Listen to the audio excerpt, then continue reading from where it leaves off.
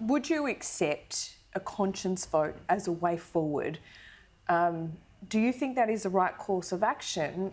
Or what is, from reporting this morning, we know that perhaps they say no to this, but want to see a voice that enshrines local voices.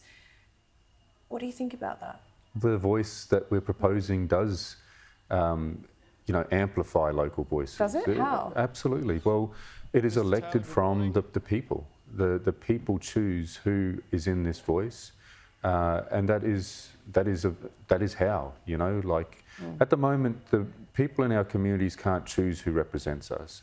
We can't hold people that say they speak for us to account in any way. And a democratic process to allow us to do that brings the voices from the communities to the places where decisions are made. It's not an elitist thing if we are choosing the voices, if we're holding them to account. It really is the voices of the community. Some of the criticism we get is that the referendum working group and the members of it are the elites. You're not actually the people on the ground. Are you an elite? What does that mean? Well, if anybody that works hard and, is making a difference for their community is suddenly elite, I totally disagree with that observation.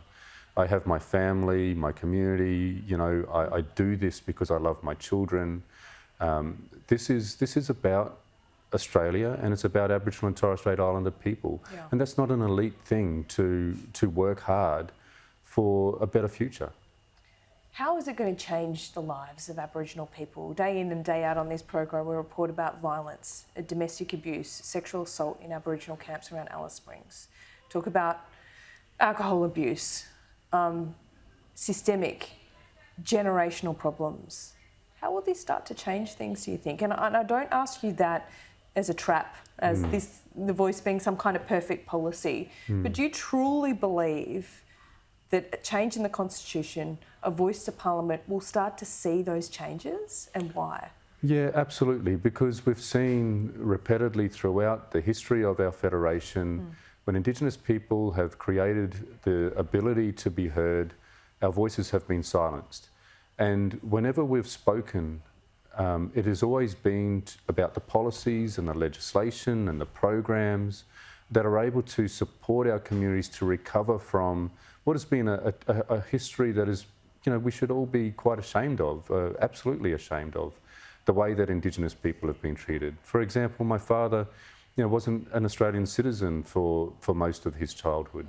My grandparents, they couldn't decide who they could marry without the intervention of a protector. We couldn't, there were curfews on my people. Our wages were held by the government. We haven't been able to generate wealth, like other Australians. And all of these things are based on the legislation that is made and those policies. And a voice in a democracy is a really powerful thing because it can influence those laws and policies. And so the crime rates that we see, the social ills in our community are not because Indigenous people are different. It's not because we're innately criminal. It is certainly affected by the laws and policies that are made, and a voice will make a massive difference. Okay, well, we'll see where the Liberal Party ends up today. Thomas Mayo, pleasure to talk to you. Thank you, Laura.